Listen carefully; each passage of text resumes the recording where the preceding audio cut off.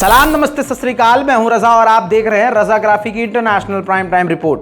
दोस्तों, पाकिस्तान पूरी तरह से, देखिए, किसी पाकिस्तानी को अगर बुरी लग जाए बात तो भाई मैं माफी तो मांगूंगा नहीं, क्योंकि तुम्हारे पाकिस्तान के हालात ही ऐसे हैं। और एक एक जुमले जो मैं बोलने वाला हूं वो पाकिस्तान के अभी के बड़े अधिकारी अपने मुंह से बोल रहे हैं। पाकिस्तान पूरी तरह से कंगाल होने वाला नहीं, हो चुका है। हालत ऐसी है कि बिकने की कगार पर है पाकिस्तान। कहीं ऐसा ना हो कि चाइना ससुरा पूरा पाकिस्तान खरीद ले। हमारा अदानी कैसा भी हो, इस देश का अदानी, मोदी जी का दोस्त अदानी कैसा भी हो, लेकिन अदानी ही जितना अदानी को पिछले कुछ महीनों में लॉस हो गया है, उतने में पाकिस्तान के कई शहर खरीद लेता। देखिए, ये तो मजाक वाली बात है, लेकिन पाकिस्तान के हालात बेहद गंभीर हैं। बात यहाँ मजाक मजाक में मैं बोल रहा हूँ, लेकिन पाकिस्तान की आवाम की हालत अगर आप देखेंगे तो आपका रोना निकल जाएगा। अब मैं ये क्यों कह रहा हूँ कि पाकिस्तान बिकने की कगार पर है। पाकिस्तान के इस वक्त जो रक्षा मंत्री हैं ख्वाजा मोहम्मद आसिफ, उन्होंने बयान दिया है और उर्दू हिंदी में बयान है, आपको भी समझ में आएगा, मैं आपको सुना देता हूँ। वो ये कह रहे हैं कि कंगाल होने वाला नहीं, कंगाल पाकिस्तान हो चुका है, करप्ट हो चुका है, बैंकरप्ट हो चुका है, बकवास हो चुका है, बिकने के कगार पर है। वो क्लब इतना महंगा है, उसका किराया इतना जाता है, इसको बेचेंगे तो हमारा इतना लोन उतर जाएगा। चंद जुमले सुन लीजिए और आप समझिए कि पाकिस्तान किस बुरी स्थिति में जाकर फंस गया है। आपने सुना होगा डिफॉल्ट हो रहा है या दिवालिया हो रहा है या मेल्टडाउन हो रहा है, वो हो चुका हुआ है कि जो हमारे मुल्क के इस वक्त हालात है, हम एक दिवालिया मुल्क के रहने वाले हैं। वो एक चीता जो है बाहर निकल के वो एक बंदा मार दिया, उसने उसको जख्मी कर दिया। इतनी जुर्रत नहीं है, बेनामी जो FIR दर्ज कराई गई है, उसका नाम नहीं लिया गया कि किसका चीता था। सबसे ज्यादा कीमती जमीन है वो। हमें 200-300 मिलियन डॉलर के लिए मैंने खुद देखा है मिन्नतें करते हुए अपने हुक्मरानों को। मैं उनके साथ होता हूं, खुद मिन्नतें करते देखा है। आप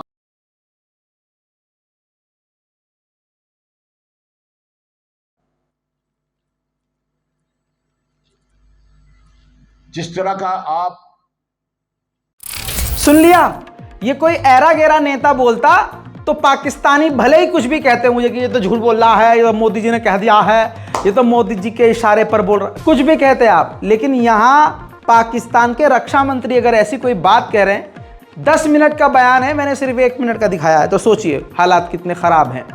उधर हालात इतने ज़्यादा खराब हैं कि पाकिस्तान की जो ये सरकार है पूरी तरह से बेशर्मी पर उतारू है। इंटरनेशनल लानत इसको पड़ रही है। कैसे? आप बेशर्मी की इंतहा ये देखिए कि जब पाकिस्तान में कुछ वक्त पहले बहुत ही खतरनाक बाढ़ आई थी, उस बाढ़ से निकलने के लिए, आम लोगों की मदद के लिए जो राहत का पैकेज तुर्की ने भेजा था, खाने पीने का सामान, चादर, कंबल, इस तरह की कोई भी चीज़ें, आपको बता दूं, अब जब पाकिस्तान ने तुर्की को मदद भेजी, तवज्जो रहनी चाहिए आपकी, तो मैंने कहा था कि बताइए जिसको मदद की ज़रूरत है वो मदद दे रहा है, ये अच्छी बात है, बहुत बढ़िया बात है, पाकिस्तान बढ़िया कर रहा है।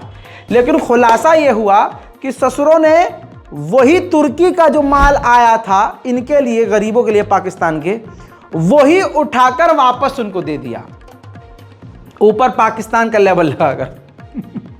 और ये बात अगर मैं कह रहा हूं तो ठीक है भैया, आप कुछ भी कह लेते, पाकिस्तान के मीडिया में भी ये बात आ चुकी है। तुर्की से एक अजीबो गरीब किस्म की खबर आई। अच्छा, वहां सामान पहुंचा, ये सिंध से शायद, और वहां सामान पहुंचा, उसके ऊपर लिखा हुआ गवर्नमेंट ऑफ सिंध, हुकूमत पाकिस्तान टैग लगा हुआ। उन्होंने जो खोला है तो अंदर से वो निकला है पैकेट के, तुर्की की तरफ से मोहब्बत के साथ जो सैलाब के दिनों में भेजा था उन्होंने सामान, वही पैकेट पैक करके भेज दिया। शर्मिंदगी की बात है। मकसद, अब मुझे नहीं पता वहां का मीडिया रिपोर्ट करता है या लिहाज करता है हमारा, ठीक है ना, ये वहां के कौंसलेट जनरल को किसी को। उधर पाकिस्तान के पेट्रोलियम मिनिस्टर मुसादिक मलिक ने एकदम इमरजेंसी वाला ऐलान कर दिया है। भगदड़ सी मची हुई है पाकिस्तान में। उन्होंने कहा है कि 15 से 20 दिन का ही डीजल ईंधन हमारे पाकिस्तान के पास बचा हुआ है। यह भी खबर पाकिस्तान की मीडिया में है, मैं कोई अपने मन से नहीं कह रहा हूं, सुनिए। कागज हमारे जितने सहाफ़ी दोस्त बैठे हैं मैं सबको दे चुका हूं। उसके अलावा मैंने दरखास्त की है अगर पॉसिबल हो कि वो ये जो कागज़ है इसकी एक कॉपी लेके स्क्रीन के ऊपर फ्लैश भी कर दें। ये कागज़ मैं आपको इस वजह से दे रहा हूं कि इसके ज़रिए ट्रांसपेरेंसी पैदा होगी और आप हमें अकाउंटेबल कर सकते हैं। इस कागज़ की मौजूदगी में आप आके वेरीफाई कर सकते हैं कि जो कागज़ मैंने आपको दिया है ये दुरुस्त है या नहीं है। ये कोई ऐसा कागज़ नहीं जिसको मैं साइफर या ट्रेड सीक्रेट या मुल्क की सीक्रेट कह के जेब से निकालूं और कहूं कि मेरे पास है मगर मैं आपको दिखाऊंगा नहीं। मैंने आपको दिखा भी दिया, आपको दे भी दिया और आपके हवाले से, आपके तवस्सुत से अवाम के हवाले भी कर दिया। इस कागज़ में क्या लिखा है? इस कागज़ में यह लिखा है कि इस वक्त मुल्क में पेट्रोल जो है 20 दिन का, हमारे मुल्क की रेगुलेटरी रिक्वायरमेंट यानी कानूनी रिक्वायरमेंट ये है कि हमारे मुल्क में किसी भी वक्त 20 दिन का पेट्रोल होना चाहिए और 20 दिन का डीजल होना चाहिए। उधर पाकिस्तान में मौत का नंगा नाच भी हो रहा है। कभी पुलिस स्टेशन पर हमला हो रहा है, कभी मिलिट्री पर हमला हो रहा है, कभी मस्जिद के अंदर हमला हो रहा है, तो कहीं मार्केट और बाजारों में हमला हो रहा है, कहीं ट्रेन के अंदर हमला हो रहा है।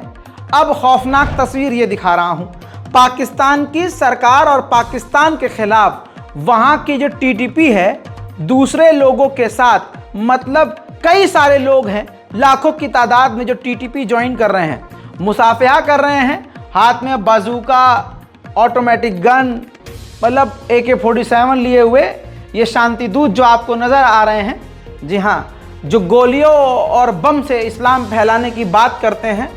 ये देखिए आतंकवादी पाकिस्तान के खिलाफ पूरी तरह से कमर कस चुके हैं। पाकिस्तान के आने वाले जो हालात हैं भाई साहब, वहाँ की जनता के लिए बेहद ख़राब है। उधर पाकिस्तान के बिलावल भुट्टो जो विदेश मंत्री है, जिनको पाकिस्तान की आवाम नामर्द और मीठा घोषित करती है, खैर आगे बढ़ते हुए बता दूं कि उन्होंने एक इंटरव्यू में कहा कि अफ़गानिस्तान के हालात इसलिए ऐसे हो गए हैं बेहद ख़राब क्योंकि नेटो और अमेरिका वहाँ आए, राज किया और अचानक उठकर चले गए। वहाँ के हालात इसलिए बिगड़ गए। वहाँ की जनता के साथ पाकिस्तान खड़ा है और हमेशा रहेगा। पहली बात तो यहाँ पर बिलावल साहब, आप अपनी ही आवाम के लिए खड़े हो जाइए, वही बहुत बड़ी बात है। अब वो वीडियो का अंश आपको दिखा देता हूँ, वो उस इंटरव्यू का अंश देखिए। Going to give Kathy the last word, but I don't know how to precisely put answers to so many questions, but just to very quickly, no resistance to the Taliban that is any serious threat to them exists. There's a fool's paradise in the West that there's going to be some sort of resurgence of the National Front or anybody else. That's not happening. The biggest kinetic threat to the Taliban right now is Daesh and ISIS, so if you prefer them, take them. The other option is to, whatever this situation is in Afghanistan right now, it is a direct result of NATO and the United States up and leaving from Afghanistan. If you wanted to deal with someone else over there, well, you shouldn't have left. You have left, now you've got the Taliban to deal with. For Mehbooba, I know it's very difficult for them, and they're over here, they're experiencing extremely testing times, but Pakistan has and will continue to help the people of Afghanistan in whatever way we can. We have hosted the largest number of refugees on the planet, and they're from... उधर देखिए दोस्तों, FBI ने मान लिया है, मैंने कल आपको बड़ी खबर दी थी, FBI ने मान लिया है कि हाँ हमारे सिस्टम्स के ऊपर साइबर अटैक हुआ था, लेकिन हमने रिकवर कर लिया है। जानकारी दे दूं आपको, शक ईरान और रशिया पर है, लेकिन FBI कोई ऐरी गैरी संस्था तो है नहीं, अमेरिका की रीढ़ की हड्डी है, उस पर भी अब अटैक हो रहे हैं। तो ये अब जो सुपर पावर का जो कवच अमेरिका ने पहना है कमज़ोर हो रहा है। उधर दोस्तों अमेरिका पर एक बार फिर से चीन ने काफ़ी सटीक हमला किया है। चीन ने कहा है कि जो बलून आपने हमारा मार कर गिराया है ये बिल्कुल गैर इंसानी रवैया है, ये एकदम दुश्मन जैसा काम है, गैर ज़रूरी काम था। आप ज़रा ये बताइए, दुनिया भर के बलून एक दूसरे के देश के ऊपर घूम रहे हैं, तो क्या आप उन सभी को मार कर गिराएंगे? जबकि वो पर्यटक वाले गुब्बारे हैं, एक आम गुब्बारे हैं, लेकिन आप उसको इल्ज़ाम लगाकर गिरा रहे हैं, तो क्या आप दुनिया भर के सभी गुब्बारों को मार कर गिराएंगे? उधर दोस्तों एक बुरी खबर आपको बताऊं, रूह हिल जाएगी आपकी। बुल्गारिया में इल्लीगल तरीके से ट्रक कंटेनर के अंदर बैठकर बुल्गारिया में घुसपैठ अफगानिस्तान के कई सारे लोगों ने करी। भूख और प्यास से उस टैंक के अंदर बैठे बैठे 18 लोगों की मौत हो गई। इसके अलावा 2 दर्जन से ज़्यादा लोगों को क्रिटिकल कंडीशन में बुल्गारिया के ही अस्पताल में शिफ्ट किया गया है, भर्ती किया गया है।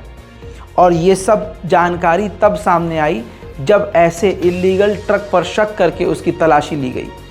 दोस्तों, ऐसे अफगानिस्तान के कितने प्रवासी हैं जो इस वक्त दर बदर भटक रहे हैं। उधर पाकिस्तान से एक आपको बड़ी खबर दे दूं, चलिए, आप नहीं भी मांगेंगे तब भी दूंगा क्योंकि मुझे पता है आपके लिए बड़ी खबर है।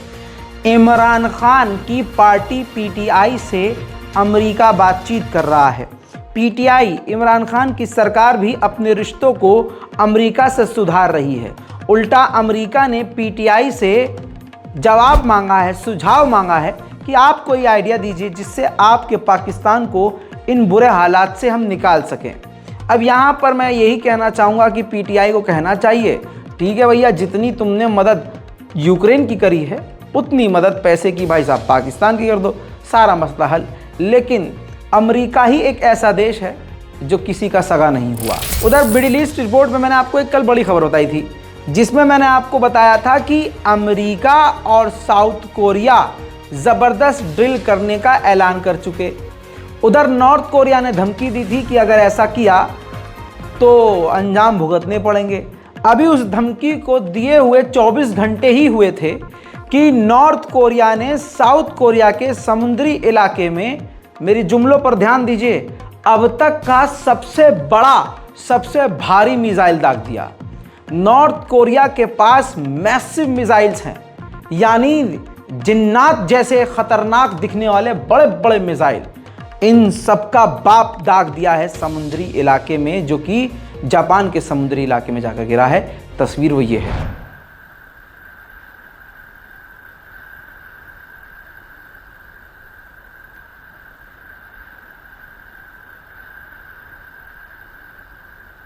दोस्तों, इस टेस्ट के बाद पूरी दुनिया एकदम से सहम गई है।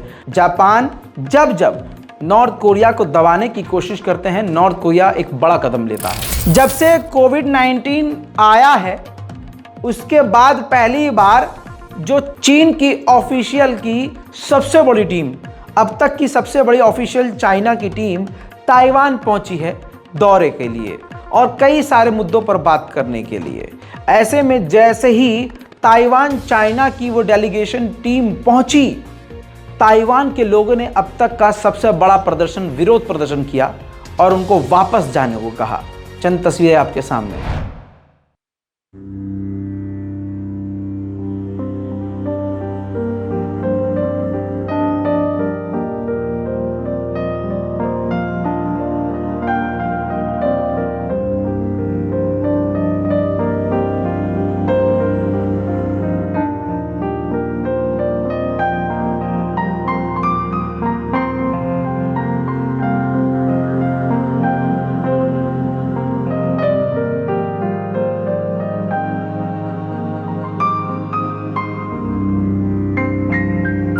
उधर दोस्तों, भारत में मैंने आपको बताया था कि सभी देश अपने हथियारों का प्रदर्शन कर रहे हैं, जिसमें एकदम दोनों हाथ में लड्डू भारत के हैं, रशिया और अमेरिका की तरह।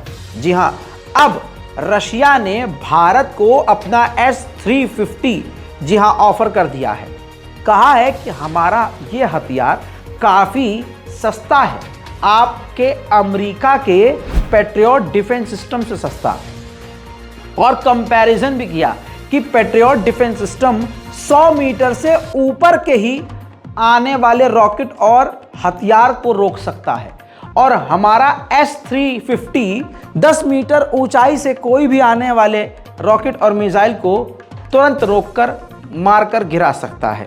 हर तरह से हमारा हथियार अमेरिकी हथियारों से बेहतर है। भारत के लिए खुला ऑफर है।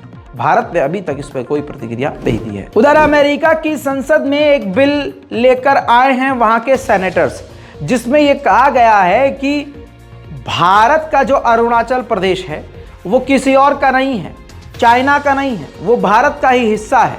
और भारत को भड़काने उकसाने का काम चीन ने किया है। अमेरिका इस बात को आज भी मान रहा है और भविष्य में भी अरुणाचल को भारत का ही हिस्सा मानेगा। इस बिल से भारत को हर तरह से समर्थन दिया गया है। जरा सोच के देखिए दोस्तों, चीन को चिढ़ाने का काम लगातार कर रहा है, लेकिन भारत के इस वक्त मजे ही मजे हैं। ये थी दुनिया की कुछ वो बड़ी खबरें जो आपको गोदी मीडिया नहीं दिखाएगा। इस पूरी रिपोर्ट पर अपनी राय कमेंट में जरूर लिखिए। दुआओं में याद रखिए। जय हिंद।